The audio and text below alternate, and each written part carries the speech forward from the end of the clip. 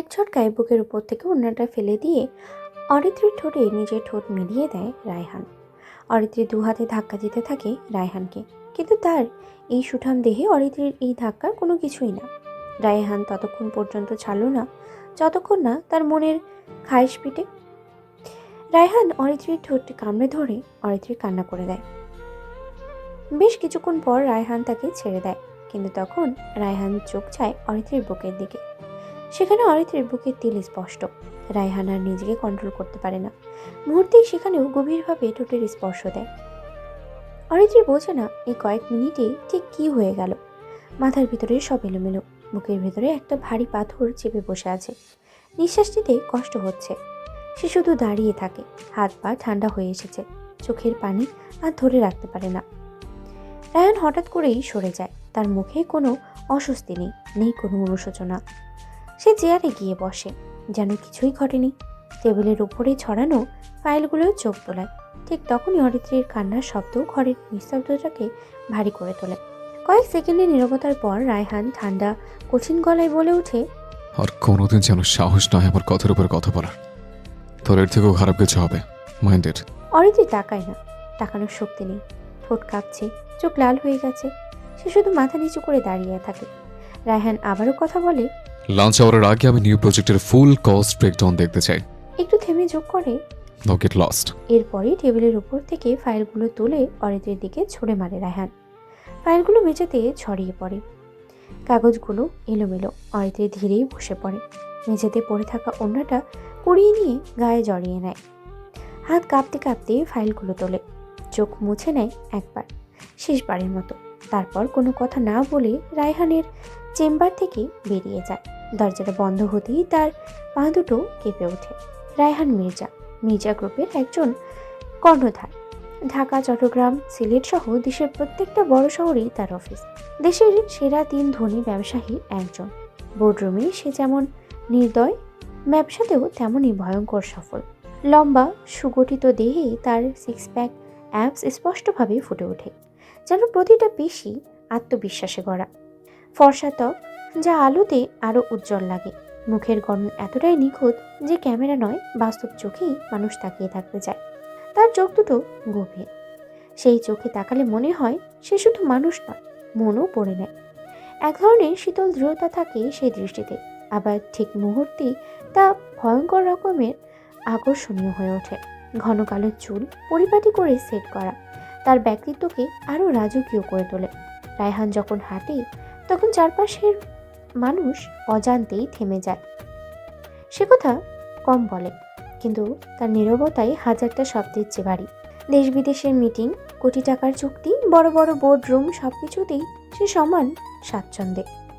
তার জীবনটা ফাঁকা।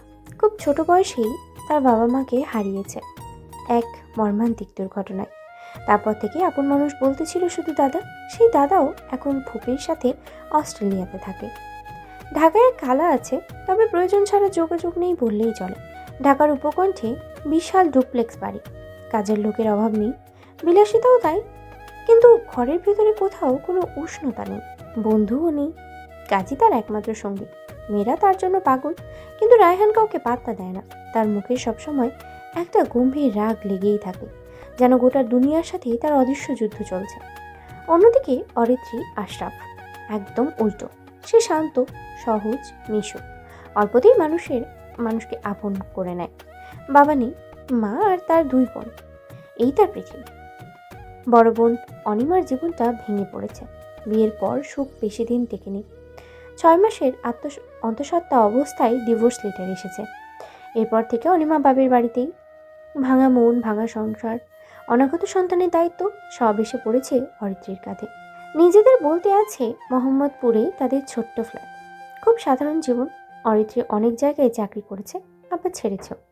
কোথাও টিকতে পারেনি, কোথাও কাজের নামে অপমান, কোথাও বাজে ইঙ্গিত। এই চাকরিটা সে ধরে রেখেছিল অনেক কষ্টে, কারণ এই চাকরিটাই তাদের সংসারের একমাত্র ভরসা। কিন্তু আজকের ঘটনাটা সব সীমা ছাড়িয়ে গেছে। অফিসের করিডোর দিয়ে হাঁটতে হাঁটতে অরিত্রীর মনে হচ্ছিল সে যেন আর এই জায়গায় মানুষ নয়। বুকের ভেতরে ক্ষোভ, ভয় আর অপমান একসাথে জমে আছে। তবু সে কাঁদে না। এখানে কাঁদলে কেউ দেখবে, কিন্তু কেউ বুঝবে না। সে শুধু জানে আজ থেকে তার জীবন আর আগের মতো নেই। কারো ধাক্কায় হুঁশ ফেরে অরিত্রীর। এই অরিত্রী, কি হয়েছে? রাহার কণ্ঠে চিন্তা। অরিত্রী এক মুহূর্ত চমকে তাকায়। চোখের সামনে অফিসের করিডর, মানুষজন, শব্দ, সবকিছু যেন হঠাৎ করে বাস্তবে ফিরে আসে। না, কিছু না। কথাটা ঠিক মতো বেরোয় না অরিত্রীর। রাহা ভ্রু কুঁচকে তাকায়। বসের ডেস্ক থেকে বের হওয়ার পর থেকে তোমাকে কেমন জানি লাগছে। উনি কি কোনো কারণে রাগারাগি করেছে?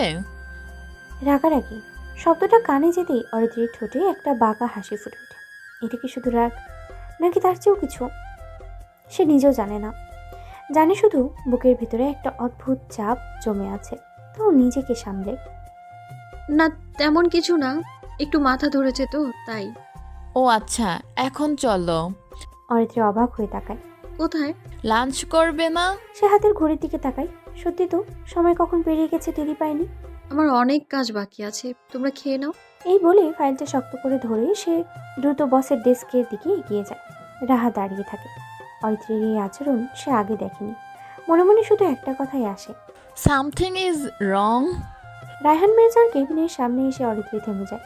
হাত পা কাঁপছে, বুক ধড়ফড় করছে, মুখ খুলতে পারছে না, পা আর এগোয় না। সকালের ঘটনাগুলো বারবার মাথার ভিতরে ঘুরে আসছে। একটা অসহ্য ভারী অনুভূতি হয়।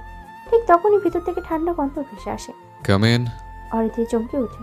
তার মানে তিনি সব দেখছিলেন সিসিটিভিতে? কয়েক সেকেন্ড চোখ বন্ধ করে নিজেকে সামনে নেয় অরিত্রী। তারপর ধীরে দরজা ঠেলে ভেতরে ঢুকে সে।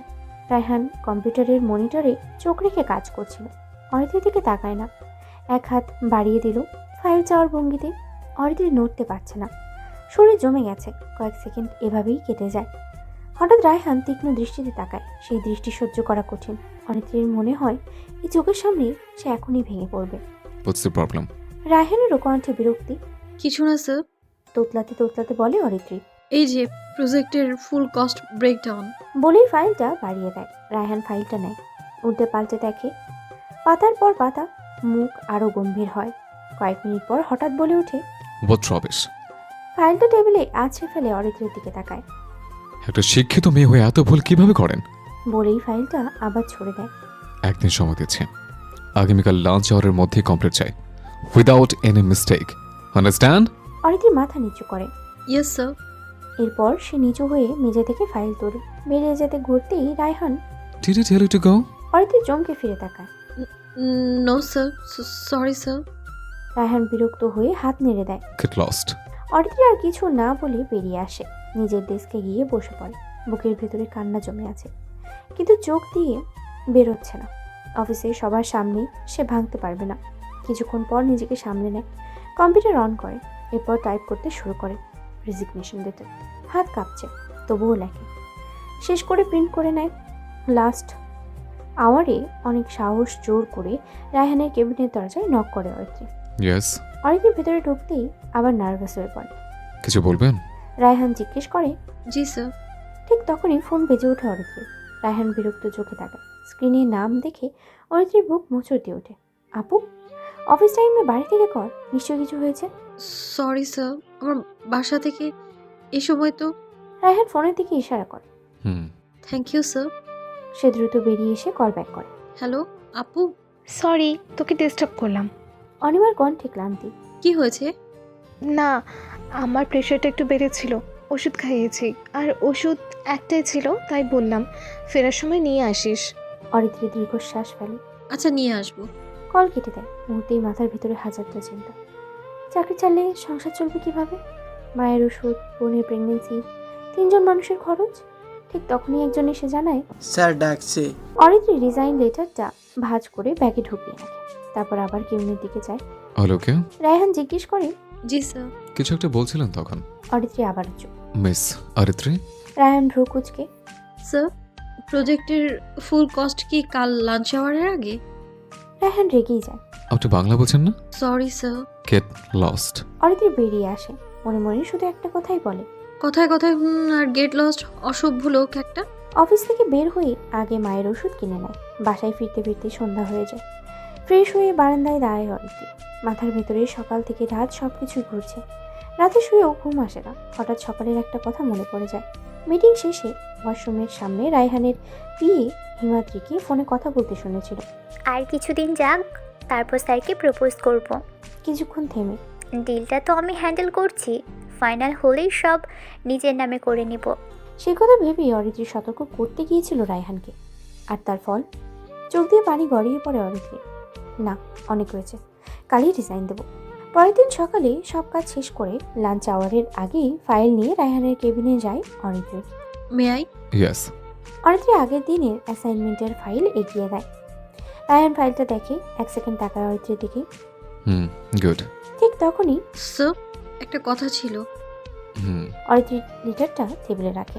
স্যার, এটা আমার রিজাইন লেটার। রায়হান এবার পুরোপুরি তাকায় অরিত্রীর দিকে, ঠোঁটে বাঁকা হাসি। কিন্তু আপনি তো চাইলে চাকরি ছাড়তে পারবেন না মিস অরিত্রী। অরিত্রী অবাক হয়। কেন? রায়হান শান্ত গলায় উত্তর দেয়, কারণ আপনি জয়েন্ট পেপারে যে সাইন করেছেন সেখানে উল্লেখ আছে আপনি 2 বছরের জন্য এই কোম্পানির সাথে চুক্তিবদ্ধ। অরিত্রীর মাথায় যেন বাজ পড়ে। কি? অরিত্রীর চোখ তখনও স্থির হয়ে আছে। রায়হানের কথাগুলো যেন ঠিকমতো কানে ঢুকছে না।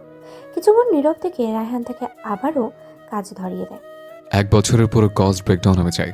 রায়হান গভীর কণ্ঠে বলল। স্টোররুমে কাগজগুলো খুঁজলে পেয়ে যাবেন। অরিত্রী নির্বাক হয়ে দাঁড়িয়ে রইল, মাথার ভিতরে শুধু একটা কথাই ঘুরছে। 1 বছর? রায়হান চোখ না তুলে চোখ করলো। আমি সময় নষ্ট করা পছন্দ করি না, সো হারি আপ। অরিত্রী কিছু বলতে গিয়েও বলতে পারল না। আগের দিন অপমান, রাগ, ভয় সব একসাথে মনে পড়ে গেল। সে আর এক মুহূর্ত দাঁড়ালো না, নীরবে কেবিন থেকে বের হয়ে গেল। কিছুক্ষণ অফিসের ভেতরে এদিক ওদিকে ঘুরে এসে কোথাও কিছু বুঝে উঠতে পারছে না। শেষমেশ আবার রায়হানের কেবিনে ফিরে আসে। রায়হান চোখ তুলে তাকিয়ে। Any problem? স্যার, স্টোর রুমের চাবি? অরিত্রীর কণ্ঠ খুব নিচু। ওয়েট। রায়হান ফোন তুলে কাউকে কল করে। কয়েক সেকেন্ডের মধ্যেই কেবিনে একজন ঢোকে। মিস্টার আনিস, স্টোররুমের চাবিটা আজ আর কালকের জন্য মিস অরিত্রীকে দিয়ে দিন। Okay sir. আনিস বের হয়ে যায়, তার পেছন পেছন অরিত্রীও। স্টোর রুমের দরজা খুলতেই অরিত্রীর বুক ধক করে ওঠে। ভেতরে ঢুকেই বোঝা যায় এখানে কতদিন কেউ ঢোকেনি। চারিদিকে ধুলো, পুরনো ফাইল, ছেঁড়া কার্টুন, অচেনা গন্ধ, মেঝেতে ময়লার স্তূপ, বাতাস ভারী। অরিত্রী ওড়না দিয়ে নাক মুখ ঢেকে নেয়। চোখ জ্বালা করছে, তবু ভেতরে ঢুকে পড়ে। ফাইল টেনে বের করে, একটার পর একটা। বছর অনুযায়ী সাজানো নেই, কোথাও তারিখ নেই, কোথাও পৃষ্ঠা ছেঁড়া। এখান থেকে 1 বছরের কাগজ কিভাবে খুঁজবো আমি? কিছুক্ষণ পর বাধ্য হয়ে সে বাইরে বের হয়। শ্বাস নিতে কষ্ট হচ্ছে। ঠিক তখনই সিসিটিভির স্ক্রিনে অরিত্রীর অস্থির চলাফেরা চোখে পড়ে রায়হানের। সে ইন্টারকমে কল দেয়। Come to my cabin. Aritri কেবিনে ঢুকতেই আপনাকে কাজ দিয়েছিলাম। রায়হান ঠান্ডা গলায় বলে। জি স্যার। তাহলে কাজ বাদে ঘুরে করছেন কেন? অরিত্রী গম্ভীর শ্বাস নিয়ে বলে। স্যার, স্টোর রুমে অনেক ধুলোবালি, আমার এজমার সমস্যা আছে, তাই অন্যদের কাছে কপি আছে কি না। রায়হান কথা শেষ করতে দেয় না। মাস্ক পরে কাজ করুন। অরিত্রীর ভেতরটা জ্বলে ওঠে, কিন্তু সে কিছু বলে না, শুধু বলে। Okay sir. মাস্ক পরে আবার স্টোর রুমে ঢোকে অরিত্রী। এবার আরও মন দিয়ে খোঁজে। সময় গড়িয়ে যায়, অফিস আওয়ার শেষ হয়ে আসে। একে একে সবাই বেরিয়ে যায়। অরিত্রী খেয়ালই করে না। ধুলা থেকে হাঁচি কাশি শুরু হয়, মুখ ভারী লাগে, শ্বাস ছোট হয়ে আসে, মাথা ঘুরে। হঠাৎ সে মেঝেতে বসে পড়ে, শ্বাস নিতে পারছে না, চারপাশ নীরব। রায়হান তখন অফিস থেকে বের হচ্ছিল। হঠাৎ চোখ পড়ে স্টোর রুমের দরজা খোলা। ভেতরে ঢুকে যা দেখে এক মুহূর্তের জন্য স্তব্ধ হয়ে যায়। অরিত্রী মেঝেতে বসে আছে, মুখ ফ্যাকাশে, বুক ওঠানামা করছে অস্বাভাবিকভাবে। মিস অরিত্রী। কোনো সাড়া নেই। রায়হান আর দেরি করে না, অরিত্রীকে কোলে তুলে নেয়। অফিসের মেডিকেল রুমে নিয়ে যায় অরিত্রীকে। অক্সিজেন মাস্ক লাগানো হয়। রায়হান পাশে দাঁড়িয়ে থাকে চুপচাপ। কিছুক্ষণ পর অরিত্রীর শ্বাস স্বাভাবিক হয়, কিন্তু সে নিথর হয়ে পড়ে থাকে। আমার ফোন, মা চিন্তা করবে। কষ্ট করে বলে সে। রায়হান নাইট বয়কে নিয়ে অরিত্রীর ব্যাগ আনায়। কিছুক্ষণ পর রায়হান জিজ্ঞেস করে। এখন একটু বেটার? অরিত্রী মাথা নাড়ে। ঠিক তখনই ফোন বেজে ওঠে অরিত্রী। রায়হান নিজেই কল ধরে। আসসালামু আলাইকুম। কিছুক্ষণ থেমে আমি মিস অরিত্রীর অফিসের সিইও বলছি। উনি একটু অসুস্থ। ওপাশ থেকে ভাঙা কণ্ঠ। কি হয়েছে আমার মেয়ের? একটু ব্রিদিং এ প্রবলেম হচ্ছিল, এখন বেটার আছেন। অফিসে আছেন? আমি আসছি। না, প্রয়োজন নেই, ওনাকে বাসায় পৌঁছে দেওয়া হবে। বলেই রায়হান ফোন রেখে দেয়। কিছুক্ষণ পর অরিত্রী উঠে যেতে চায়, কিন্তু শরীর মানে না। গাড়িতে উঠুন, আমি নামিয়ে দিচ্ছি। আমি পারবো। বেশি কথা আমার পছন্দ না। অরিত্রী আর কিছু বলার সাহস পায় না, নীরবে গাড়িতে ওঠে। পুরো রাস্তা সে জানালার বাইরেই তাকিয়ে থাকে। বাসার সামনে পৌঁছে অরিত্রী নামতে গেলেই রায়হান দাঁড়ান, বাসায় কল দিন। অরিত্রী কথা বাড়ায় না, কারণ সে জানে কল দিতেই হবে। মা আর বোন নিচে আসলে রায়হান গাড়ি থেকেই আসসালামু আলাইকুম। তুমিই কথা বলেছিলে? মা জিজ্ঞেস করে, জি, অনেক ধন্যবাদ বাবা। এক কাপ চা খেয়ে গেলে খুশি হতাম বাবা। অন্য কোনো দিন। অরিত্রী চলে যেতে লাগলে রায়হান পেছন থেকে মিস অরিত্রী, অরিত্রী ধীরে গাড়ির কাছে এগিয়ে এনে রায়হান বলে, কাল অফিস যেতে হবে না। একটু থেমে যোগ করে। সরি। অরিত্রী অবাক হয়ে দাঁড়িয়ে থাকে। উনি সরি বলতে জানে? এরপর আবার টেক কেয়ার। বলেই রায়হান গাড়ি স্টার্ট দেয়। গাড়ি চলে যায়। অরিত্রী তাকিয়ে থাকে কিছু, তারপর ধীরে ধীরে মা আর বোনের সাথে বাসার দিকে এগোয়। পরের দিন সকালটা রায়হান মির্জার জন্য অন্য সব দিনের মতনই শুরু হয়েছিল। ঢাকার আকাশ তখনও পুরোপুরি পরিষ্কার হয়নি, অথচ মির্জা গ্রুপের হেড অফিসে সে ঢুকেছে সময়ের আগে। কাল রাতের ঘটনাগুলো সে কাউকে বুঝতে দেয়নি, এমনকি নিজেকেও না। কিন্তু কিছু ঘটনা মানুষকে চুপচাপ বলতে দেয় ভেতরে ভেতরে। নিজের কেবিনে ঢুকে ফাইলগুলো টেবিলে সাজাতেই ইন্টারকমে কল দিল। মিস্টার হিমেলকে আমার কেবিনে পাঠান। কিছুক্ষণের মধ্যেই দরজায় নক। Come in. হিমেল ঢুকতেই রায়হান সোজা কোথায় চলে গেল। মিস্টার হিমেল, অফিসিয়াল একটা নোটিশ পাবলিশ করবেন। হিমদ্রিকে আজ থেকেই শ্যাক করা হয়েছে। হিমেলের চোখ বড় হয়ে গেল। এত বড় সিদ্ধান্ত, তাও কোনো আগাম ইঙ্গিত ছাড়া? স্যার, তাহলে আপনার পিএ? রায়হান চেয়ার হেলিয়ে বসে ঠান্ডা গলায় বলল, এগুলো আপাতত ভাবতে হবে না, সময় মতো জানিয়ে দেওয়া হবে। হিমেল আর প্রশ্ন বাড়ালো না। সে জানে রায়হান মির্জার সিদ্ধান্ত মানেই চূড়ান্ত। Okay sir. দরজা বন্ধ হতেই রায়হান কিছুক্ষণ জানলার বাইরে তাকিয়ে রইল। নিচে অফিসের কর্মীরা ছোট ছোট বিন্দুর মতো চলাফেরা করছে। সেই অফিস, এই মানুষগুলো, সবকিছুই তার নিয়ন্ত্রণে। অথচ কাল রাতে স্টোররুমের মেঝেতে বসে থাকা একটা মেয়ের শ্বাসকষ্ট তাকে আজ সকাল থেকে অস্থিরতায় রেখেছে। লাঞ্চ আওয়ারের একটু আগে হঠাৎই দরজায় নক। ইয়েস। দরজা ঠেলে ভিতরে ঢুকছে অরিত্রী আশা। রায়হান প্রথমে এক পলক তাকিয়ে আবার কম্পিউটারের স্ক্রিনে চোখ ফেরায়, কিন্তু কয়েক সেকেন্ডের মধ্যেই সে থমকে গেল। অজান্তেই আবার তাকালো। আজ অরিত্রীকে অন্যরকম লাগছে। চোখে ক্লান্তির ছাপ আছে, কিন্তু তার ভিতরে এক ধরনের জেদও লুকিয়ে আছে। কি অবস্থা মিস অরিত্রী? রায়হানের গলা আগের মতোই নির্লিপ্ত। Much better sir. রায়হান হাত ভাঁজ করে বুকের কাছে রেখে চেয়ারে হেলান দিল। গুড। আজ ছুটি কাটাতেই পারতেন। অরিত্রী কয়েক সেকেন্ড চুপ করে থাকলো, তারপর ধীরেই বলল, স্যার, কালকের পেপারগুলো স্টোরে ওভাবেই। রায়হান আর তাকালো না। কিবোর্ডে টাইপ করতে করতেই বলল, ও অ্যাসাইনমেন্ট আমি আরেকজনকে দিয়ে দিয়েছি। এই কথায় অরিত্রীর ভিতরে কি হলো সে নিজেও বুঝতে পারল না। রাগ করবে নাকি স্বস্তি পাবে, দুটো অনুভূতি একসাথে এসে বুকের ভেতরে ধাক্কা খেল। আচ্ছা স্যার, আমি তাহলে ডেস্কে যাই। সে ঘুরতেই পেছন থেকে ভেসে এলো। আপনার প্রমোশন হয়েছে। অরিত্রী পা যেন মেঝেতেই গেঁথে গেল। সে ধীরে ঘুরে দাঁড়ালো। মানে? রায়হান এবার সরাসরি তাকালো। You have been promoted. সেটা তো বুঝলাম স্যার, কিন্তু কাল থেকে আপনি আমার পিএ। ওকে? এই কথাটা যেন বাতাসে ঝুলে রইল। কিছু পেপার ফিল আপ করতে হবে, আজই করে দিন। অরিত্রীর মাথার ভেতরে হাজারটা প্রশ্ন একসাথে বিস্ফোরণ ঘটল। আমি? ওনার বিয়ে? এটা কিভাবে সম্ভব? সে তো কখনো চায়নি। সাম সরি। রায়হান এবার চেয়ার ছেড়ে উঠে দাঁড়ালো। স্যার, আমি যেভাবে আছি সেভাবেই থাকতে চাই। রায়হান পকেটে হাত ঢুকিয়ে ধীরে ধীরে এগিয়ে এলো। তার এই এগোনো অরিত্রীর বুকের ভেতরে অজানা ভয় জাগিয়ে তুলল। সে অজান্তেই নিজের ওড়না ঠিক করলো। স্যার, আমি চাই না। রায়হান তাকে শেষ করতে দিল না, একটু থেমে যোগ করলো, আর আমি যেটা চাই সেটাই হয়। You know that, right? অরিত্রীর গলা শুকিয়ে গেল। সে জানে এই মানুষটার সামনে দাঁড়িয়ে যুক্তি কাজ করে না। রায়হান ঘুরে গিয়ে চেয়ারে বসলো, একটা ফর্ম টেবিলের উপরে ঠেলে দিল। এটা ফিল আপ করে দিন। এরপর সে পরিচিত শব্দ আউট। অরিত্রী নিঃশব্দে বেরিয়ে গেল। করিডোরে হাঁটতে হাঁটতেই মনে হলো তার জীবনটা হঠাৎ করে অন্য কারোর হাতে চলে গেছে। তার জীবনে কি হচ্ছে সে কিছুই বুঝতে পারছে না, কিন্তু সে জানে না এই ক্ষমতাবান মানুষটার ছায়া থেকে বেরোনো কি আদৌ সম্ভব। কিছুক্ষণ পর সে ফর্ম ফিল আপ করে আবারও কেবিনে ঢুকলো, কাগজটা টেবিলে রাখলো। Very good. রায়হান বলল, আমি আসি স্যার। ওয়েট। অরিত্রী থমকে দাঁড়ালো। আপনার ডেস্ক এখন থেকে আমার কেবিনের পাশেরটা, খেয়াল আছে? জি স্যার। রায়হান ইন্টারকমে হিমেলকে ডাকলো। হিমেল ঢুকতেই বলল, ইনি আমার নতুন বিয়ে, অরিত্রী আশরাফ। নোটিশ জানিয়ে দিন।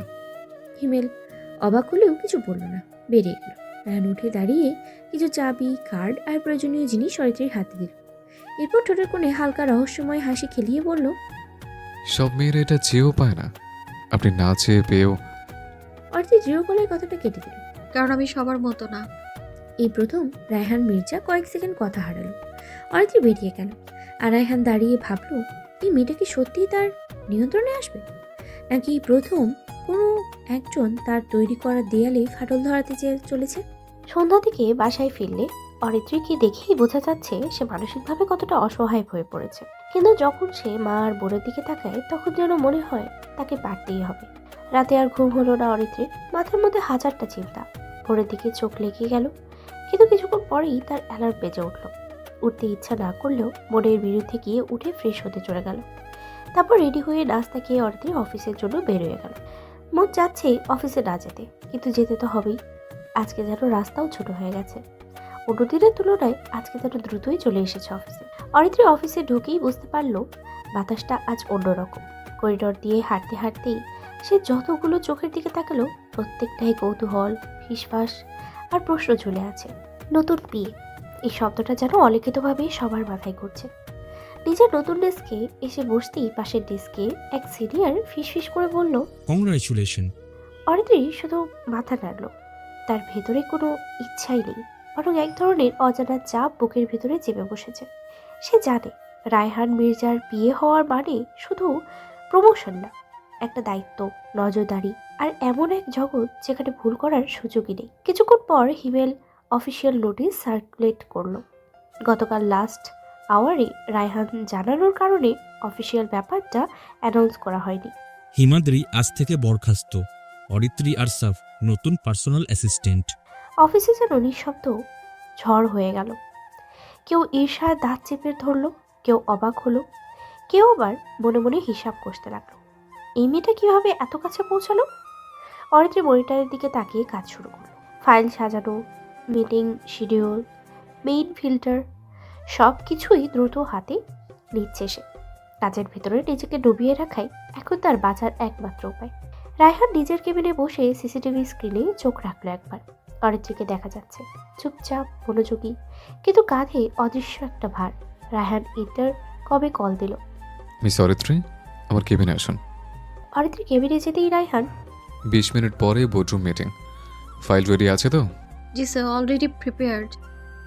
এই আত্মবিশ্বাসী উত্তরটা রায়হানের ভিতরে অদ্ভুত একটা তৃপ্তি এনে দিল। রায়হান এবার বলে উঠল, গুড, এক কাপ কফি বানিয়ে আনুন। অরিত্রী অবাক হয়ে। কফি? আমি? রায়হান এবার অরিত্রীর দিকে তাকালো। হ্যাঁ, আপনি আমার প্রিয় না? অরিত্রী প্রচুর বিরক্ত হলো, কিন্তু কিছু করার নেই। কোথায় পাবো আমি কফি? রায়হান হাতের ইশারায় অরিত্রীকে কেবিনের ভিতরেই ছোট্ট আরেকটা রূপ দেখালো। অরিত্রী এরপর কফি বানাতে সেখানে গেল। গিয়ে দেখে পাশে একটা ওয়াশরুম, অন্য পাশে নামাজ আদায়ের জন্য জায়গা আছে, আর এই রুমে একটা ছোট বেড, একটা টেবিল, একটা চেয়ার আছে। আরও প্রয়োজনীয় coffee maker, cup, glass, coffee, চিনি, টুকটাক যাবতীয় অনেক কিছুই আছে। অরিত্রী একটু অবাক হলো, কারণ কেবিনে ঢুকলে বোঝাই যায় না এই রুমের ভিতরে এত কিছু এখানে সাজানো। অরিত্রী কফি বানিয়ে নিয়ে রায়হানের দিকে এগিয়ে দিল। Sir coffee. রায়হান কফির মগটা নিয়ে কফির দিকে একটু নজর দিয়ে তারপর চুমুক দিল। এরপরই, গ্রেট, অনেক ভালো হয়েছে। আপনি তো অনেক ভালো কফি বানান। এই প্রথম বসের মুখে সে তার প্রশংসা শুনে একটু খুশি হলো, তবে পরের মুহূর্তেই খুশি উড়ে গেল রায়হানের কথা শুনে। অফিসে রেগুলার আপনার প্রথম কাজ হচ্ছে আমি আসার পর আমাকে কফি বানিয়ে দেয়া। অরিত্রী ড্যাপ ড্যাপ করে তাকিয়ে আছে রায়হানের দিকে। তখনই রায়হান আবারও বলে, বারবার যেন বলতে না হয় এই কথা। অরিত্রী বিরক্ত হচ্ছে, কিন্তু মুখে কিছুই বলতে পারছে না সে, শুধু চুপ করে দাঁড়িয়ে আছে। মিটিংয়ের সময় হয়ে এলে দুজনেই মিটিং রুমের দিকে যায়। রায়হান হেঁটে যাচ্ছে পেছনে, অরিত্রী ফাইল হাতে নিয়ে রায়হানের সমান তালে হাঁটছে। বোর্ডরুমে ঢোকার মুহূর্তে অরিত্রীর বুক ধুকপুক করছে। এত বড় বড় মানুষ, দেশের নাম করা ডিরেক্টর, ইনভেস্টর, আর সে মাঝখানে দাঁড়িয়ে। অরিত্রী নিঃশব্দে ফাইলগুলো এগিয়ে দিল রায়হানের দিকে। তার আঙুল হালকা কাঁপছে, কিন্তু মুখে সে সেটা দেখাতে দিল না। মিটিং চলাকালীন রায়হান মাঝে মাঝেই তাকাচ্ছে তার দিকে, কখনো কোনো প্রশ্ন, কখনো হালকা ইশারা, আর অরিত্রী নিখুঁতভাবে সব সামলে নিচ্ছে। একসময় একজন ডিরেক্টর বলল, new PA, quite is sharp, mister Mirza. Raihan ঠান্ডা গলায় উত্তর দিল, আই ডোন্ট টলারেট অ্যাভারেজ। এই কথাটা অরিত্রীর কানে এসে লাগলো। সে জানে না এটা প্রশংসা নাকি সতর্কবার্তা। মিটিং শেষ হলে সবাই বেরিয়ে গেল। বোর্ডরুমে শুধু রায়হান আর Aritri. You handled it well. Raihan বলল। অরিত্রী মাথা নিচু করে বলল, থ্যাংক ইউ স্যার। নার্ভাস ছিলেন? কিছুটা। রায়হান স্বাভাবিক গলায় বলল। Go back to your desk. দুপুরের দিকে ক্যান্টিনে গিয়েও অরিত্রী বসতে পারল না। সবাই তাকিয়ে আছে, কেউ অভিনন্দন জানাচ্ছে, কেউ তাকে দেখে হাসি দিচ্ছে। লাঞ্চ আওয়ারের পর রায়হান নিজের কেবিনে বসে আছে। কাচের ওপাশে অরিত্রীকে দেখা যাচ্ছে। মেয়েটা কাজ করছে, মনোযোগী নিঃশব্দ, কিন্তু চোখে ক্লান্তির ছাপ। সে জানে সে ইচ্ছে করেই অরিত্রীকে এই অবস্থায় এনেছে। প্রশ্ন হলো কেন? হিমাদ্রির বরদাস্ত হওয়ার শুধুই অফিসিয়াল সিদ্ধান্ত ছিল না, ওটা ছিল বিশ্বাস ভঙ্গের শাস্তি। আর অরিত্রী এই মেয়েটা প্রমাণ ছাড়াই সত্য করেছিল। সেই সাহসটাই রায়হানের মাথায় গেঁথে গেছে। বিকেলে অফিস শেষ হলে কাগজপত্র গুছিয়ে বের হয়ে বাড়ি যেতে যেতে অরিত্রীর রাত হয়ে যায়। বাসায় ফিরে অরিত্রীর ক্লান্ত শরীরটা বিছানায় ফেলল। আর জিজ্ঞেস করলো, আজ অফিসে কেমন গেল মা? অরিত্রী হাসার চেষ্টা করলো, ভালোই। কিন্তু সে জানে এই ভালো শব্দটার ভিতরে কতটা চাপ লুকানো। রাতে ঘুম আসে না, রায়হানের কথাগুলো মাথায় ঘুরে। আমি যেটা চাই সেটা হয়। এই মানুষটার পাশে থাকা কি আদৌ নিরাপদ? প্রতিদিনের মতো আজও অরিত্রী সকাল সকাল অফিসে চলে এলো। অফিসে ঢুকেই তার কাঁধের উপরে অদৃশ্য একটা দায়িত্বের বোঝা চেপে বসে। এখন সে শুধু একজন কর্মী না, সে রায়হান মির্জার পার্সোনাল অ্যাসিস্ট্যান্ট। প্রতিটা ছোট ভুল বড় ঝড় ডেকে আনতে পারে। নিজের ডেস্কে বসতেই হঠাৎ মনে পড়ে গেল কফি। ফাইল নামিয়ে রেখে দ্রুত উঠে দাঁড়ালো সে। কয়েক সেকেন্ডের মধ্যেই রায়হানের কেবিনের সামনে দরজায় হালকা নক করে ভিতরে ঢুকেই গলা কেঁপে উঠল। Sir, coffee. রায়হান একবার চোখ তুলেও তাকালো না, কম্পিউটার স্ক্রিনে তাকিয়ে ঠান্ডা গলায় বলল। এই এক শব্দেই অরিত্রী বুঝে গেল ভেতরে ঢোকার অনুমতি মিলেছে। কফি বানিয়ে এনে নিঃশব্দে টেবিলে রেখে দিল। স্যার, আমি আসি এখন। পিছন ফিরে যেতে গিয়েও যেতে পারল না। মিস অরিত্রী। এই ডাকটাই এমন, যেন কেউ হঠাৎ করেই থামিয়ে দিল সবাই। অরিত্রী ঘুরে দাঁড়ালো। জি স্যার। রায়হান চেয়ার ঠেসে বসেই একটা কাগজ এগিয়ে দিল।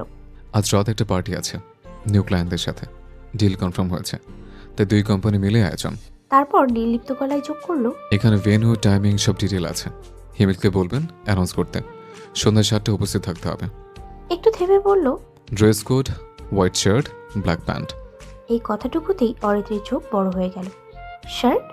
সে মাথা নিচু করে ফিসফিস করে বলল, স্যার, আই ডোন্ট ওয়ান্না গো। এই প্রথম সে সরাসরি না বলল। রায়হান এবার চোখ তুলল, ভ্রু দুটো সামান্য কুঁচকে গেল। Why? I am not comfortable in shirt. কথাটা বলতেই বুকের ভেতরে ধক করে উঠল। সে জানে এই মানুষটার সামনে কমফোর্ট শব্দটার খুব একটা দাম নেই। রায়হান চেয়ারে একটু সোজা হয়ে বসলো। Miss Aritri, you are my personal assistant. This is an international setup. Shirt is absolutely normal here. তার কণ্ঠে কোনো রাগ নেই, তবু কথাগুলো আদেশের মতো। অরিত্রী কিছু বলার আগেই সে শেষ করে দিল, I'll send the car. Be ready on time. Now get back to work. আর কিছু বলার সুযোগই রইল না। কেবিন থেকে বের হয়ে অরিত্রী হিমেলের কাছে নোটিশটা জানালো। তারপর নিজের ডেস্কে বসে পড়ল।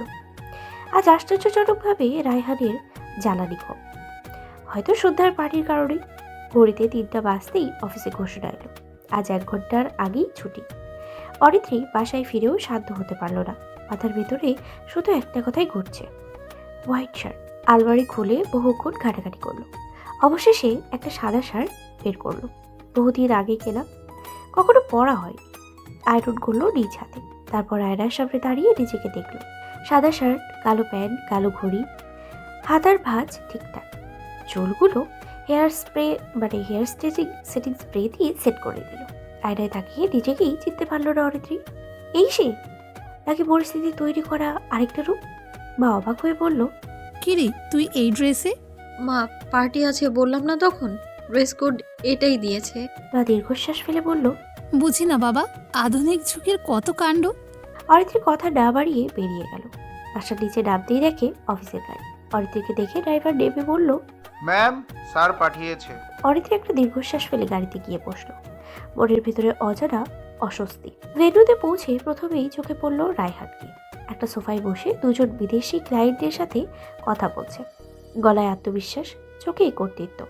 কিছুক্ষণ পর তার দৃষ্টি এসে থামল অরিত্রীর ওপরে। 1 সেকেন্ড, 2 সেকেন্ড, তারপর হাতের ইশারায় কাছে ডাকলো।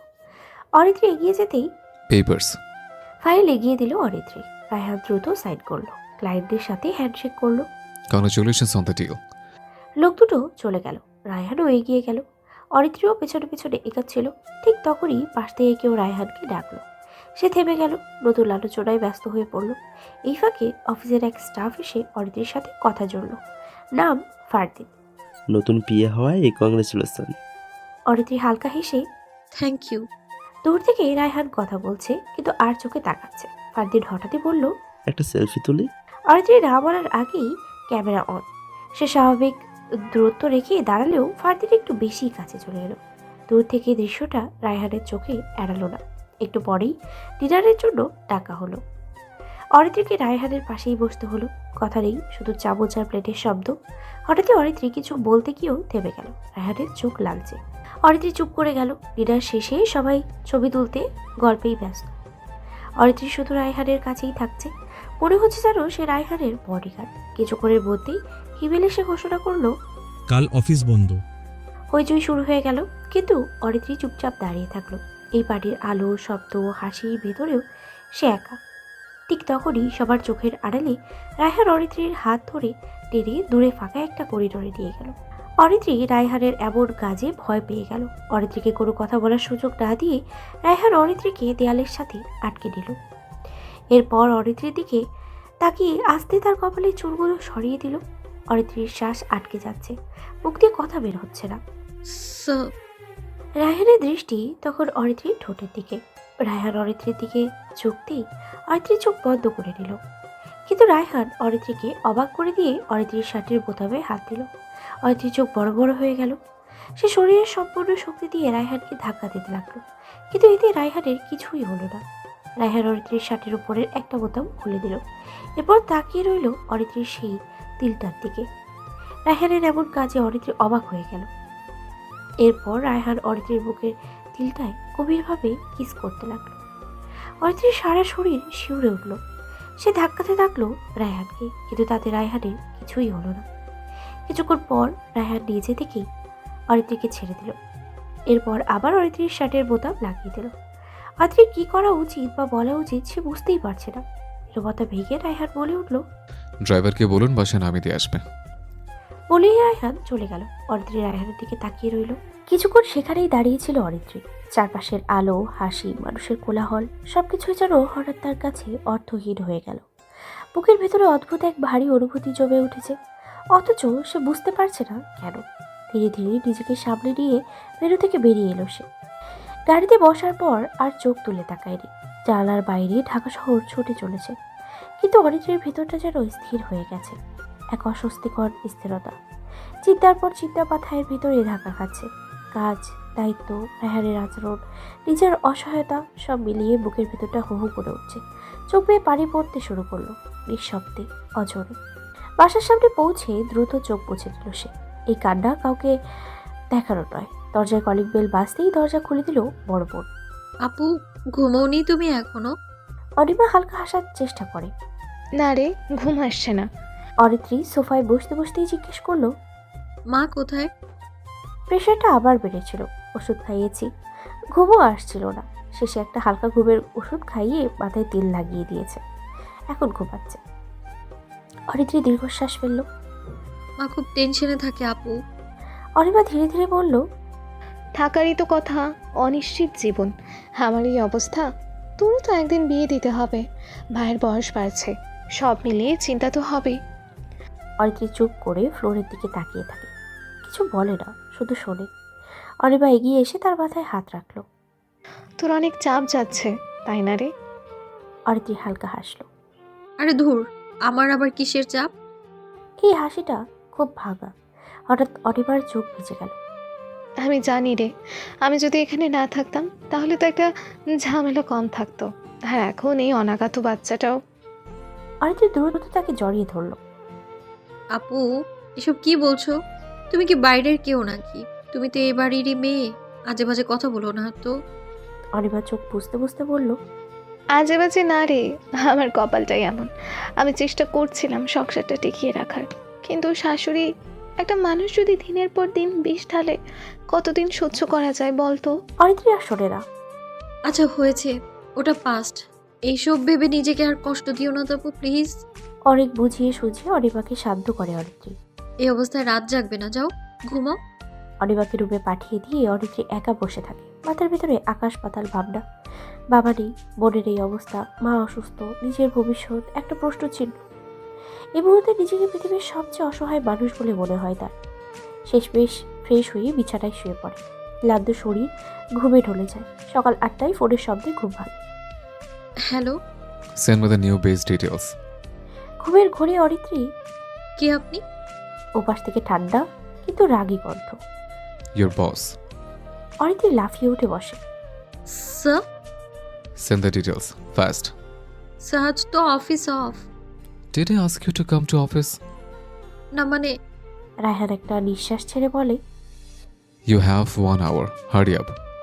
কল কেটে যায়। অরিত্রী আর সময় নষ্ট করে না, দ্রুত ফ্রেশ হয়ে কফি হাতে নিয়ে ল্যাপটপ খুলে বসে। 1 ঘন্টার মধ্যেই সব মেইল করে দেয়, তারপর কল করে। স্যার মেইলটা চেক করুন। Okay. এই এক শব্দেই কল শেষ। অরিত্রী হাফ ছেড়ে বাজে। ছুটির দিন, অথচ ছুটির দিন। দুপুরে মায়ের কাজে সাহায্য করে, আপুর সাথে কিছুক্ষণ গল্প করে। শাওয়ার নিয়ে খেয়ে মোবাইল হাতে নিতেই চমকে ওঠে। 37টা মিস কল। এতবার ফোন করেছে। তাড়াতাড়ি কল ব্যাক করে সে। Why are you not answering? Sorry sir, phone silent ছিল। Check the mail again. Arrange the files. Tomorrow first hour. I want it ready. Okay sir. Call কেটে যায়। অরিত্রী আবার কাজে বসে পড়ে। ছুটির দিনও যেন বলতে। এভাবেই কেটে যায় দিন। দিন থেকে রাত, রাত থেকে সকাল। অফিস, বাসা, কাজ, এই দিনের বাইরে কিছুই নেই। পরের দিন অফিসে গিয়ে রায়হানকে কফি বানিয়ে দিয়ে নিজের ডেস্কে গিয়ে বসে। কিছুক্ষণ পরে নোটিশ দেখে। অরিত্রী চমকে ওঠে। ফারদিনকে স্যাক করা হয়েছে। তার মাথায় হাজারটা প্রশ্ন। পরশুই তো কথা হয়েছিল, কাল অফিসেও বন্ধ ছিল, একদিনে এমন কি হলো? কিন্তু প্রশ্ন করার সাহস নেই। ভাবতে ভাবতেই ডুব দেয় নিজের কাছে। এভাবেই সময় গড়ায় প্রায় 1 মাস। অরিত্রী মানিয়ে নিচ্ছে, চাপকে স্বাভাবিক ধরে নিয়েছে। সেদিন অফিস শেষে নিজে দাঁড়িয়ে এক ছেলের সাথে কথা বলছিল অরিত্রী। যেটা তার বন্ধু, নাম নোমান। হাসি মুখেই গল্প করছিল তারা। ঠিক তখনই রায়হান অফিস থেকে বের হয়। দূর থেকে দৃশ্যটা দেখে থেমে যায় এক মুহূর্ত। কিছু বলে না, গাড়ি নিয়ে পাশ কাটিয়ে চলে যায় সে। কিন্তু একটু দূরে গিয়ে গাড়ি থামে। রিয়ার ভিউ মিররে তাকিয়ে দেখে অরিত্রী আর নোমানকে। এভাবেই কেটে যায় বেশ অনেক সময়, কিন্তু গাড়ি স্টার্ট হয় না। বেশ কিছুক্ষণ পর নোমানের সঙ্গে কথা শেষ করে অরিত্রী ধীরে ধীরে সামনের দিকে এগিয়ে যায়। হাসিটা মুখে থাকলেও চোখে নেই। সে জানে না কেউ একজন তাকে দেখছিল। মুহূর্তেই রায়হানের গাড়ির পাশ কাটিয়ে চলে যায় অরিত্রী। রায়হান গাড়ির ভিতরেই বসে থাকে। অরিত্রী চোখের আড়ালে হতেই সে গাড়ি স্টার্ট দেয়। পরদিন সকালে অফিসে ঢুকেই অরিত্রী প্রথম কাজ হিসেবে রায়হানের জন্য কফি বানায়। এই কাজটা সে অভ্যাসে পরিণত করে ফেলেছে। যেন এটা না করলে দিনটা শুরুই হয় না। কফির কাপটা টেবিলে রেখে বের হতে যাবে, ঠিক তখনই পেছন থেকে Miss Aritri? অরিত্রী থেমে যায়, ঘুরে দাঁড়ায়। Yes sir. রায়হান কয়েক সেকেন্ড চুপ করে থাকে। কিছু বলতে গিয়েও যেন নিজেকে থামিয়ে দেয়। কিছু না, কাজে ফিরুন। আর মেয়েটাকে সব কিছু রেডি করে রাখবেন।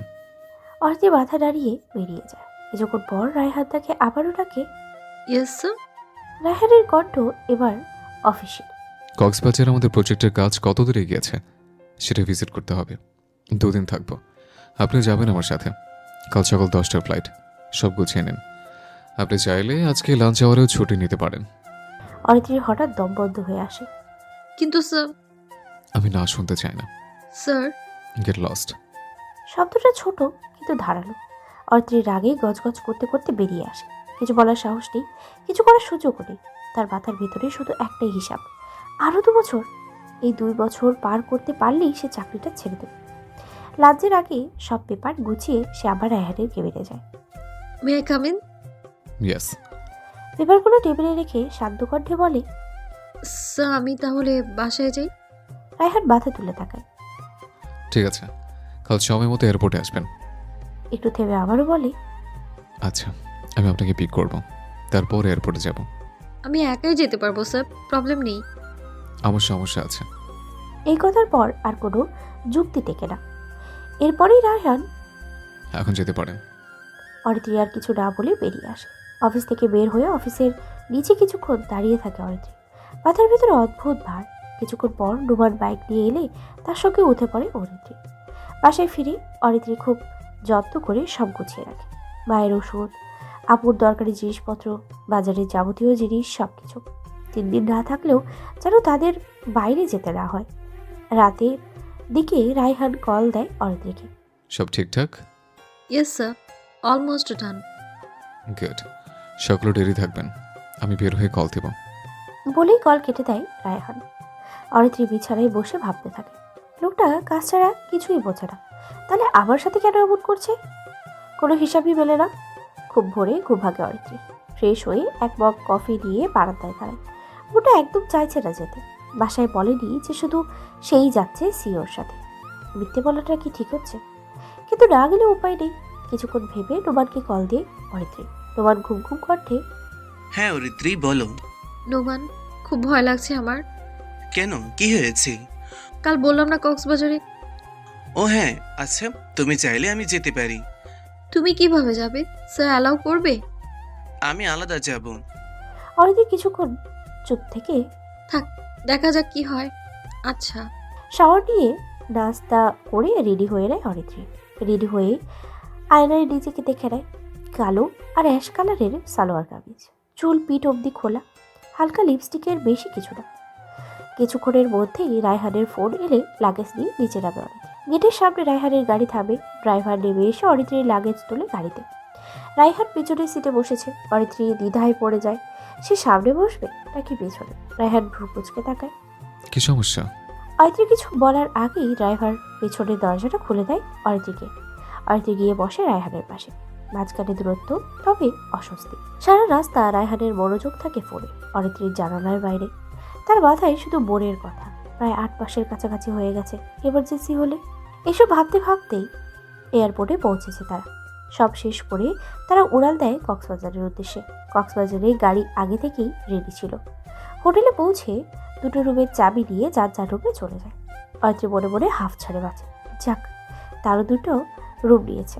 এরপর ফ্রেশ হয়ে লাঞ্চের জন্য বের হয় দুজনে। খেতে বসে রায়হান বলে, সন্ধ্যায় মিটিং আছে, কাল ভিজিটে যাব, এখন গিয়ে রেস্ট নিন। অরিত্রী শুধু মাথা নাড়ায়। খাওয়া দাওয়া শেষ করে রুমে ফিরে সে দীর্ঘক্ষণ বাসার কথা বলে। এরপর নোমানের সাথে কথা বলতে গিয়ে রায়হানের কল আসে। অরিত্রী নোমানের কল কেটে দ্রুত কল ব্যাক করে রায়হানকে। মিটিং 1 ঘন্টা আগে শুরু হবে, দেরি থাকুন। Okay sir. কল কেটে অরিত্রী মনে মনে গজগজ করে বলে, নিজেও দৌড়ায়, আমাকেও দৌড় করায়। প্রায় 1.5 ঘন্টা পর মিটিং শেষে দুজনে হাঁটতে বের হয়। ততক্ষণে সূর্য অস্ত গিয়েছে। দূরে দোকান, আলো, সমুদ্রের শব্দ। দুজনেই পাশাপাশি হাঁটছে, অথচ কেউ কথা বলছে না। হঠাৎই এক মেয়ে এগিয়ে আসে, হাতে কয়েকটা মালা নিয়ে। ভাইয়া, মালা নেবেন? আজকে সব বিক্রি হয় নাই। রায়হান বাঁকা হাসে। মালা দিয়ে আমি কি করব?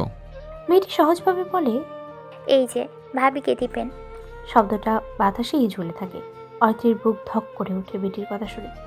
অরিত্রী তাকায় রায়হানের দিকে, রায়হানও তাকায় অরিত্রীর দিকে। এক মুহূর্তের জন্য যেন সময় থেমে যায়। একটা বাঁকা হাসি দিয়ে রায়হান মেয়েটার দিকে তাকালো। কয়টা মালা আছে? মেয়েটার চোখ ঝিলমিল করে উঠল। 5টা। কত 5টা? 500 টাকা। 100 কইরা কয়টা দিব ভাইয়া? এক মুহূর্তের জন্য রায়হান কিছু বলল না। তার চোখ পাশেই দাঁড়িয়ে থাকা অরিত্রীর দিকে চলে গেল। অরিত্রী বুঝতে পারলো না কেন, কিন্তু হঠাৎই বুকের ভেতরে একটা অনুভূতি চাপ অনুভব করলো, যেটা অদ্ভুত। এরপরেই রায়হান 5টাই দাও। অরিত্রী অবাক হয়ে তাকায়। মেয়েটা যেন বিশ্বাসই করতে পারছে না। তাড়াতাড়ি 5টা মালা পলিথিনে মুড়ে দিল। রায়হান পকেট থেকে 1000 টাকার নোট বের করে দিল। ভাঙতি নাই ভাইয়া। লাগবে না, পুরোটাই রাখো। মেয়েটার চোখ ভিজে উঠল। আপনি অনেক ভালো ভাইয়া। রায়হান হালকা হাসলো, কিন্তু সেই হাসিতে আনন্দ ছিল না। সে এগিয়ে গেল। অরিত্রী নিঃশব্দে তার পেছনে হাঁটতে লাগলো। কিছু দূর গিয়ে রায়হান হঠাৎই থামলো। পলিথিনটা অরিত্রীর দিকে বাড়িয়ে দিল। এটা নিন। আমি মালা। রায়হানের চোখে তাকিয়ে বাকিটা আর বের হলো না। অরিত্রী চুপচাপ মালাগুলো নিয়ে নিল। কেন জানি তার হাত কেঁপে উঠছিল। এরপর তারা ডিনারের জন্য চলে যায়। ডিনারে বসে কেউই তেমন কোনো কথা বলছিল না। চামচের শব্দ, প্লেটের ঘর্ষণ, এটুকুই শুধু শোনা যাচ্ছিল। হঠাৎই অরিত্রীর ফোন বেজে উঠল। সেই স্ক্রিনের দিকে তাকিয়ে কল কেটে দিল। আবার ফোন এলো, আবারও কল কেটে দিল। দ্বিতীয়বার ফোন বেজে উঠতেই রায়হান চোখ তুলে তাকালো। Pick up the phone. সমস্যা নেই স্যার। অরিত্রী ফোনটা সাইলেন্ট করে রাখলো। 1 সেকেন্ডের জন্য রায়হানের দৃষ্টি তার মুখে স্থির হয়ে রইল। তারপর আবার খাবারের দিকে ফিরে গেল। খাওয়া শেষ হতেই রায়হান কিছু পেপার বের করলো। কাজের কথা শুরু হলো, কিন্তু অরিত্রীর মন বারবার ফোনের দিকেই চলে যাচ্ছে। এই জিনিসটা রায়হানের চোখে রাখলো না। কথা বলে আসুন। আর দেরি করলো না অরিত্রী, ফোন হাতে একটু দূরে সরে গেল। নোমান, আমি বিজি, ফ্রি হয়ে কল দিচ্ছি। এত রাত হয়ে গেছে, এখনো কাজ? কাল ভিজিট, ডিটেলস দেখছি আমি। নিশ্চয়ই সে শকুন স্যারের সাথে। অরিত্রী অনিচ্ছায় মাথা ঘুরিয়ে রায়হানের দিকে তাকালো। রাখছি। অরিত্রী ফিরে এসে বসতেই রায়হান শান্ত কণ্ঠে বলল, গো টু স্লিপ। কিন্তু স্যার। কাল কথা হবে, সকাল 9টার মধ্যে রেডি থাকবেন। Okay sir, good night. ফাইলগুলো নিয়ে উঠে গেল অরিত্রী। রায়হান তাকিয়ে রইল। যতক্ষণ তাকে দেখা যাচ্ছিল ততক্ষণই। অরিত্রী রুমে গিয়ে ফ্রেশ হয়ে বাসায় ফোন দিল, সব খোঁজ খবর নিল। এরপর ফোন দিল নোমানকে। সারাদিনের সব ঘটনা নোমানের সাথে শেয়ার করলো। এরপর সে ঘুমিয়ে গেল। রাত প্রায় 3টা। হোটেলের করিডোরের নরম আলো। রায়হান ইজি চেয়ারে বসে আছে আর একটার পর একটা সিগারেট টানছে। হাত কাঁপছে না, কিন্তু মনটা অস্থির। কিছুক্ষণ পর সে ফোন বের করলো। একটা নাম, মাই হার্ট। কল বাটনে আঙুল দিয়ে থেমে গেল রায়হান। কিছুক্ষণ স্ক্রিনের দিকে তাকিয়ে রইল সে। তারপর ফোনটা নিজের বুকের সাথে চেপে ধরল। সকাল 7:30টায় অ্যালার্মের ঘুম ভাঙল অরিত্রীর। ফ্রেশ হয়ে সে চলে গেল বেলকনিতে। বেলকনিতে দাঁড়িয়ে সমুদ্রের দিকে তাকালো। এখান থেকে বিচের ফুল ভিউটাই পাওয়া যায়। ঢেউয়ের শব্দে যেন সব ক্লান্তি ধুয়ে যাচ্ছে অরিত্রীর। কিছুক্ষণ এভাবেই দাঁড়িয়ে থেকে এরপর চলে গেল রেডি হতে। আজ সে নীল সালোয়ার কামিজ পরেছে। প্রতিদিনের মতো আজকেও চোখ খোলা। নিজেকে অদ্ভুতভাবে শান্ত লাগছে। রেডি হতেই তার ফোন বেজে উঠল, মায়ের ফোন। অরিত্রী বেশ কিছুক্ষণ কথা বলল। এরপর সে রায়হানকে কল দিল। 2 রিং হতেই রায়হান কলটা রিসিভ করে। রেডি? হ্যাঁ স্যার। বের হন। অরিত্রী বের হয়ে করিডোরে হাঁটতে থাকে। কিছুক্ষণ পর রায়হানও আসে। 1 সেকেন্ড অরিত্রীর দিকে তাকিয়ে চোখ সরিয়ে নেয় সে। তারপর চলুন। অরিত্রী খেয়াল করলো রায়হানের চোখ লাল হয়ে আছে, কিন্তু তা নিয়ে সে মাথা ঘামালো না। রায়হানের পিছন পিছন চলতে লাগলো। দুজনে ব্রেকফাস্ট করে গাড়িতে উঠে বসে পড়ে। 10 মিনিটের মধ্যেই তারা পৌঁছে যায়। সেখানে ম্যানেজার সহ আরও স্টাফরা ওয়েট করছিল। রায়হান বেইজ ম্যানেজমেন্ট সব কিছু চেক করলো। অরিত্রী পেপার দেখে অ্যামাউন্ট বলছে, আর রায়হান সব মেলাচ্ছে। প্রায় 2 ঘন্টা তারা সেখানে কাজ করলো। সেখানে সব ডাটা কালেক্ট করে হেড অফিসে পাঠানো। সেখানে হিমেল সব চেক করে আজ রাতে আবার কনফার্ম করলে কালকে অ্যাগ্রিমেন্ট পেপারে সাইন করলেই এখানে কাজ শেষ। এরপর সেখান থেকে বের হয়ে তারা রেস্টুরেন্টে গিয়ে কফি অর্ডার করলো। সামনাসামনি বসে দুজনে কফি খাচ্ছে। রায়হানের এক হাতে কফির মগ আর এক হাতে ফোন। অরিত্রী কফি খাচ্ছে, মাঝে মাঝে রায়হানের দিকে তাকাচ্ছে, আবার বাইরে ভিউ দেখছে। কারোর মুখে কোনো কথা নেই, যেন দুটো বোমা প্রাণী এখানে বসে আছে। বেশ কিছুক্ষণ পর নীরবতা ভেঙে রায়হান বলল, আজকের মতো আর কাজ নেই, আপনি চান তো মেরিন ড্রাইভে যাওয়া যায়। অরিত্রী ভাবলো এভাবে রুমে বসে না থেকে ঘুরে আসলেই ভালো লাগবে। যাওয়া যায়। ওকে, আমি ড্রাইভারকে কল করছি। কিছুক্ষণ পর তারা বের হয়ে পড়ে মেরিন ড্রাইভের উদ্দেশ্যে। জানালার গ্লাস নামানো থাকায় বাতাস লাগছে খুব। বাতাসে অরিত্রীর চুলগুলো মুখের উপর এসে পড়ছে। অরিত্রীর সেদিকে কোনো খেয়াল নেই। সে সিটে মাথা এলিয়ে দিয়ে এক ধারে তাকিয়ে আছে বাইরের দিকে। এক পাশে সমুদ্রের, আরেক পাশে পাহাড়, এক অপূর্ব সৌন্দর্য। কিন্তু দুজন মানুষ, দুটো দুনিয়ায় হওয়ায় কেউই এটার ফিল দিতে পারছে না। এক মুহূর্তের জন্য রায়হানের চোখ যায় অরিত্রীর দিকে। এরপর সে আবার মনোযোগ দেয় নিজের ফোনে। এভাবেই সারাদিন ঘোরাঘুরি খাওয়া দাওয়া করে তারা সন্ধ্যার দিকে হোটেলের দিকে সামনে রাখলো। কিন্তু হোটেলে না গিয়ে তারা বিচে গিয়ে বসলো। তখন সন্ধ্যা নেমে গেছে। বিচে মানুষের হই হুল্লোড়ও কমে গিয়েছে, কিন্তু সাগরের গর্জন একই রকমের রয়ে গেছে। বেশ কিছুক্ষণ সেখানে বসে থাকার পর তারা হোটেলে ব্যাক করে। ফ্রেশ হয়ে দুজনেই ডিনারের জন্য আসে। কিন্তু আজও একই ঘটনা ঘটলো খাবার টেবিলে। হঠাৎ অরিত্রীর ফোন বেজে উঠল। ফোন বেজে উঠলে রায়হান অরিত্রীর ফোনের দিকে তাকায়। স্ক্রিনে উঠে আসে ওমার নামটা। রায়হান চোখ সরিয়ে আবারও খাবারের দিকে মনোযোগ দেয়। অরিত্রী আস্তে ফোনটা কেটে দিয়ে উল্টে রাখে। ডিনার শেষে রায়হান অরিত্রীর হাত চেপে ধরে, এরপর টানতে টানতে নিজের রুমে নিয়ে চলে যায়। সমস্যা কি আপনার? এসবের মানে কি? আপনার চাকরি করি বলে কি মাথা কিনে নিয়েছেন যে যখন যা মন চাইবে তাই করবেন আপনি? রায়হান অরিত্রীর কথায় মাথা গরম করে না, আস্তে জিজ্ঞেস করে, কে ফোন দিয়েছিল? প্রেমিক? অরিত্রী রায়হানের এমন প্রশ্নে আরও রেগে যায়। আমার প্রেমিক হোক কিংবা আমার স্বামী হোক, তাতে আপনার কি সমস্যা? আপনি আমার বস, আমি আপনার কর্মচারী, ব্যাস। এর বেশি কিছু জানার অধিকার আপনার নেই। কথাগুলো একদমে বলে অরিত্রী একটা দীর্ঘশ্বাস ফেলে। এরপর আমি আসছি বলেই সে চলে যেতে চায়।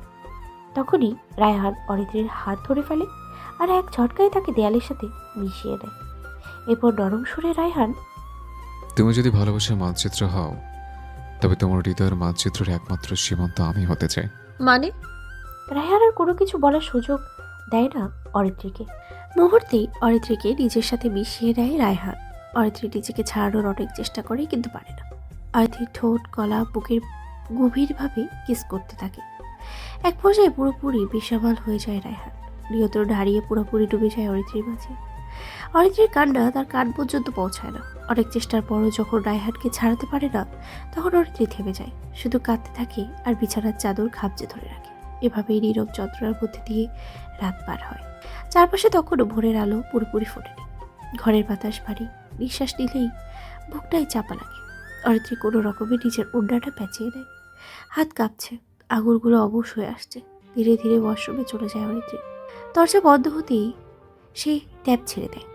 পানির শব্দে নিজের কান্নার আওয়াজ চেপে নিতে চায়, কিন্তু পারে না। দেয়ালে হাত রেখে সে কান্নায় ভেঙে পড়ে।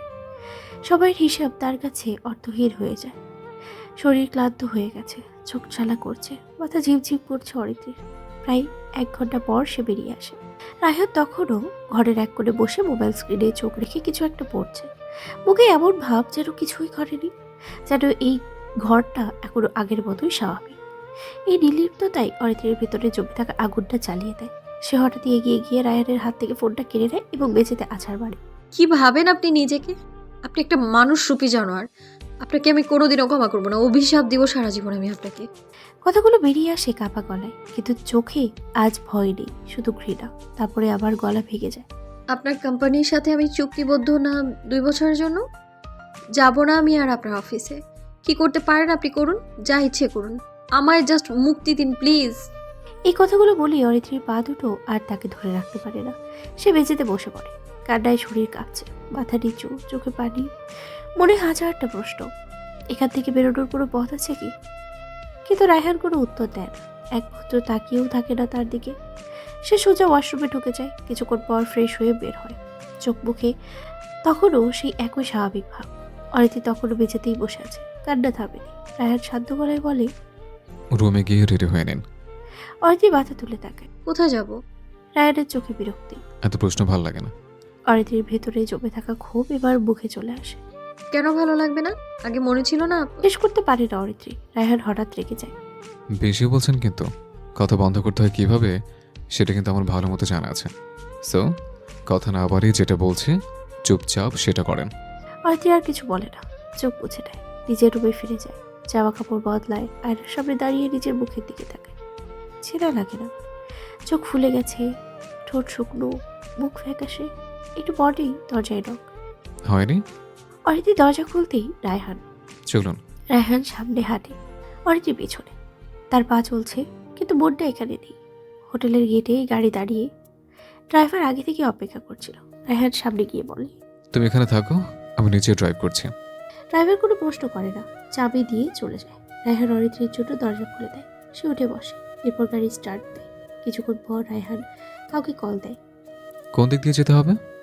কিছুক্ষণ পর চুপ থেকে। ওকে। কিছুক্ষণ পর রায়হানের ফোন বেজে ওঠে। ওটা রিসিভ করে। এত সকালে আসে না? আসবে। 20,000 টাকা দিয়ে দাও, আর যেখান থেকে পারো উঠিয়ে আনো। আমি সকাল 7টার মধ্যে সব কমপ্লিট দেখতে চাই। বলেই রায়হান ফোন কেটে দেয়। অরিত্রী সব শোনে, কিন্তু মুখে কোনো কথা নেই। জানালার বাইরে তাকিয়ে থাকে, চোখ দিয়ে নিঃশব্দে বাড়ি পড়ে। কিছুক্ষণ পর গাড়ি থামে একটা বিল্ডিংয়ের সামনে। রায়হান নেমে এসে দরজা খুলে দেয়। এখানে কি? এখানে নিয়ে আসলাম কেন? রায়হান কোনো উত্তর দেয় না। অরিত্রীর হাত ধরে ভেতরে নিয়ে যায়। ভেতরে ঢুকে অরিত্রী দেখে একটা অফিসের মতো জায়গা, কয়েকজন লোক বসে আছে। রায়হান ঢুকেই সবাই উঠে দাঁড়ায়। সে কারোর সাথে কথা বলে না, না বলে চেয়ারে বসে। অরিত্রীকেও বসতে ইশারা করে। ভয়ে ভয়ে অরিত্রী বসে পড়ে। ঠিক তখনই একজন বলে ওঠে, কাজী সাহেব তাহলে বিয়ে পড়ানো শুরু করে দেন। অরিত্রীর মাথার উপরে যেন আকাশ ভেঙে পড়ে। কার বিয়ে? রায়হান ঠান্ডা গলায়, আমাদের। হোয়াট? আমি মরে গেলেও আপনাকে বিয়ে করব না। রায়হান অরিত্রীর কানে কানে, রাতে যেটা হলো এর পরেও না? না, দরকার হলে আমি নিজেকে শেষ করে দেবো, তবুও না। রায়হান এবার হালকা হাসে। মিস অরিত্রী, আপনার বাবা নেই, রাইট? মা আর বোন। মা অসুস্থ, বোন প্রেগনেন্ট, সব কিছুর ভার আপনার কাঁধেই তো, তাই না? এই কথাগুলো শুনে অরিত্রীর শরীর ঠান্ডা হয়ে যায়। সে তাকিয়ে থাকে রায়হানের দিকে, কিন্তু মুখে তার কোনো কথা বেরোয় না। তখন আবারও রায়হান এরপরেও কি বিয়ে করবেন না? চোখে পানি মুছে অরিত্রী খুব নিচু সুরে বলে। হুম। রায়হান এবার কাজী সাহেবকে বলে। শুরু করুন। বিয়ের কাজ শেষ হলে রায়হান অরিত্রীর হাত ধরে গাড়িতে তোলে। রায়হান আপন মনে গাড়ি চালাচ্ছে। তাকে দেখলে কেউ বলবেই না এত কিছু হয়ে গেছে। হঠাৎ অরিত্রী বলে উঠল, আপনি খারাপ সেটা জানতাম, কিন্তু আপনি যে এতটা খারাপ সেটা আমি কল্পনাও করিনি। রায়হান হালকা হেসে। আমি এর থেকে অনেক খারাপ, যেটা তোমার ধারণারও বাইরে। অরিত্রী আর কিছু বলে না। তার মনে তখন ঘৃণার আগুন দাও দাও করে চলছে। কিছুক্ষণ পর হোটেলের সামনে গাড়ি থামলে অরিত্রী নেমে হন হন করে রুমে চলে যায়। এরপর বিছানায় বুক চেপে কাঁদতে থাকে। কাঁদতে কাঁদতেই সে ঘুমিয়ে পড়ে। চোখ খুলে অরিত্রী ফোনটা হাতে নিয়ে দেখে বেলা 1:45 বাজে। সে চমকে ওঠে, কিন্তু তার থেকেও বেশি চমকে ওঠে যখন দেখে বেলকুনিতে রায়হান বসে আছে। অরিত্রীকে উঠতে দেখে রায়হান, ঘুম হলো? ফাজলামো করেন আমার সাথে? এখানে আসলেন কি করে আপনি? আমি তো দরজা লক করেই ঢুকেছিলাম। এটা তোমার বাসা না যে এখানে দরজার সব চাবি তোমার আঁচলে ঝোলানো থাকবে? তুমি করে কেন বলছেন আমায়? কারণ এখন তুমি আমার বিয়ে করা বউ। আমি জীবনেও আপনাকে স্বামী বলে মেনে নিব না। মামলা করবো আমি আপনার নামে। বেশি কথা বলছো না সকাল থেকে? বেশি বাড়লে আমার থেকে খারাপ আর কেউ হবে না, মাইন্ডেড। তখনই অরিত্রীর ফোন বেজে ওঠে। রোমান কল করেছে। রায়হান ফোনটা অরিত্রীর হাত থেকে কেটে দেয়। এরপর কল কেটে ব্লক করে দেয় রোমানের নাম্বার। এরপর বলে, যদি নিজের নিজের ফ্যামিলির আর এই ছেলের ভালো চাও তাহলে যেভাবে বলবো সেভাবে চলবে। একটু থেমে, সকাল থেকে খাইনি, খেতে পেয়েছে। 10 মিনিটের ভেতর রেডি হয়ে বের হও। এই বলেই রায়হান বেরিয়ে যায়। অরিত্রী বিছানায় বসে পড়ে। চোখ দিয়ে শুধু পানি পড়ছে, কিন্তু মুখে কোনো শব্দ নেই। আল্লাহ, আমায় এই কোন পরীক্ষায় ফেললে তুমি? এই প্রশ্নটাই তার মাথার ভেতরে ঘুরতে থাকে। এরপর ফ্রেশ হয়ে বের হয় খাওয়া দাওয়া করবার জন্য। খাওয়ার মাঝে কেউ কোনো কথা বলল না। খাবার শেষে রায়হান, সকালের ফ্লাইটটা মিস হয়েছে, বিকেল 5টায় ফ্লাইট, এটা যেন মিস না হয়। এই বলেই সে নিজের রুমের দিকে হাঁটা দিল। অরিত্রী কিছুক্ষণ এভাবেই বসে রইল।